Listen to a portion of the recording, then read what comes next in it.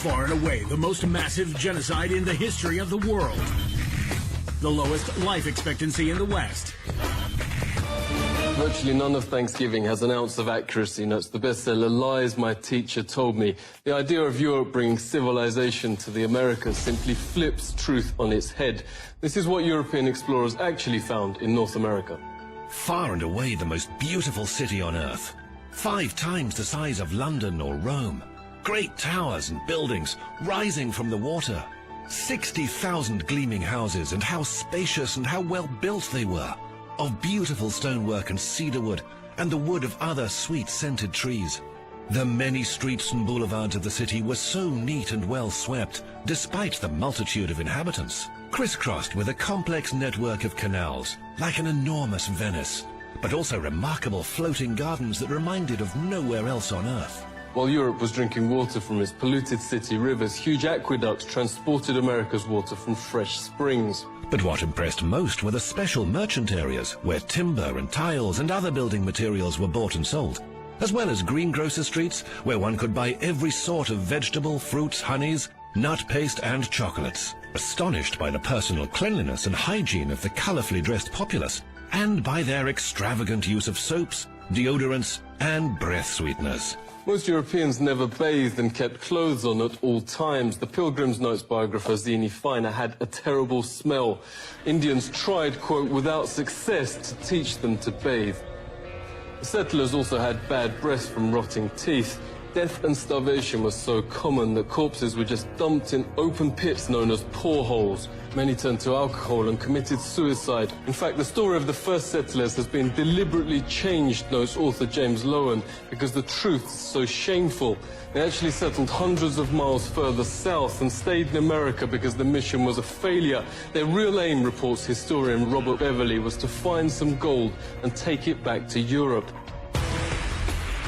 They spent their days digging random holes in the ground, haplessly looking for gold instead of planting crops.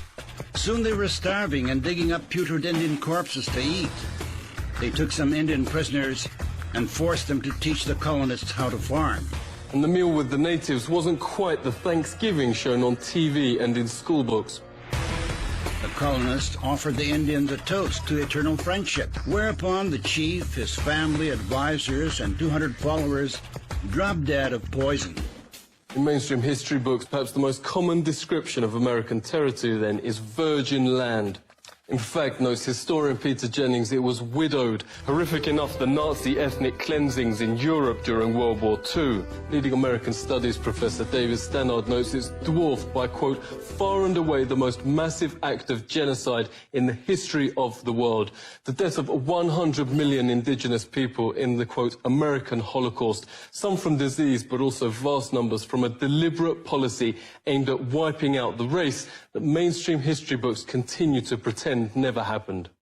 He knows when Heinrich Himmler called the final solution, quote, delousing, Himmler was only echoing the Pilgrim Army's rallying cry, nits make lice, nits being Indian babies. This was a map of Indian nations across the US. 80% of the first government's entire budget went on attacking existing Indian settlements to take their developed farmland.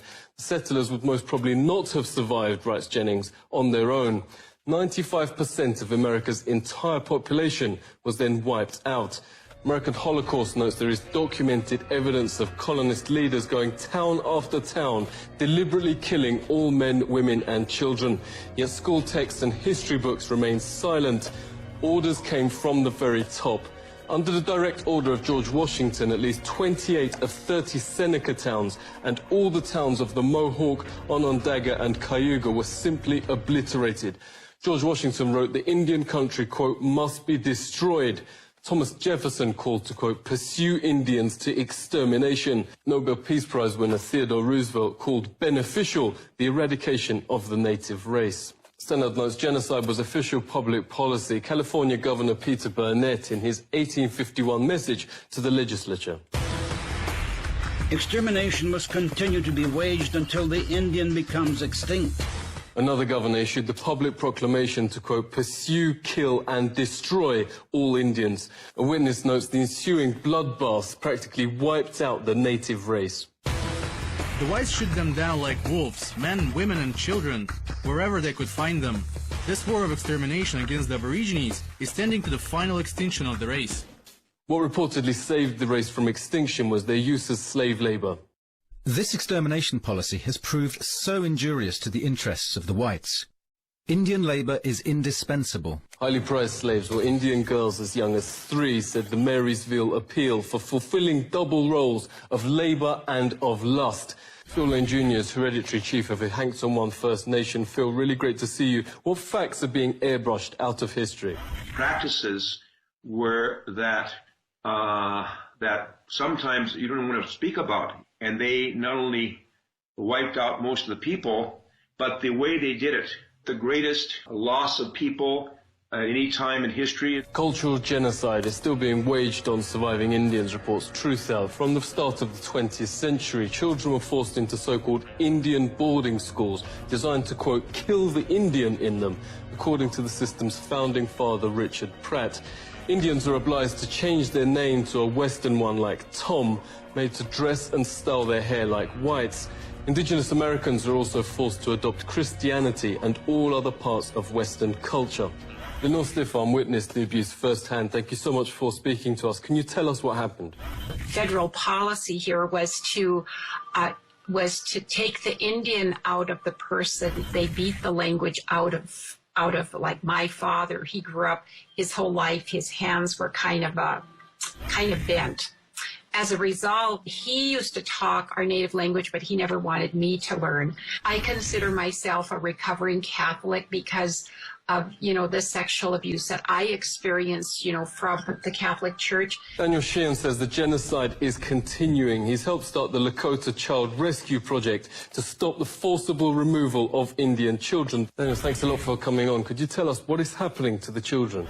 And what we discovered is that not only were the children being taken on an epidemic level, that it was happening on every single one of the reservations and in virtually every one of the major cities. The International Convention Against Genocide actually has a provision which expressly identifies what's going on as genocide, that the systematic undertaking on the part of the racially dominant culture in a given nation state, taking away indigenous children from their native tribes and putting them in the white culture has been identified as genocide.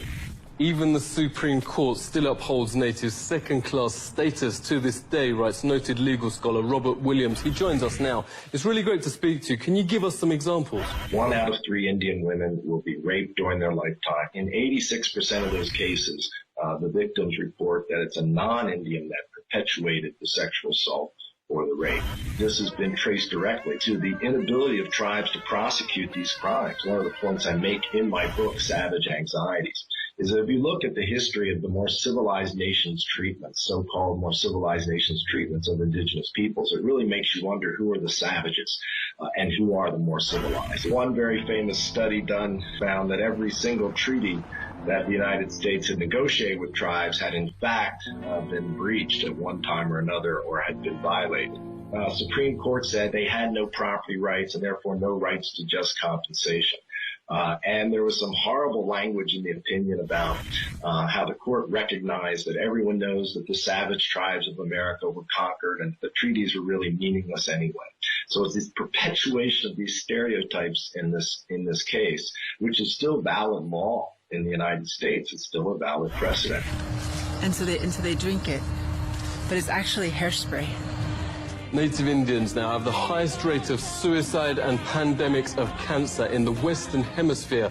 At 44, life expectancy is lower than Afghanistan and around the same as Europe at the time of the Pilgrims. For an official banquet to celebrate 350 years since Pilgrims landed, authorities invited native Indian Frank James to speak.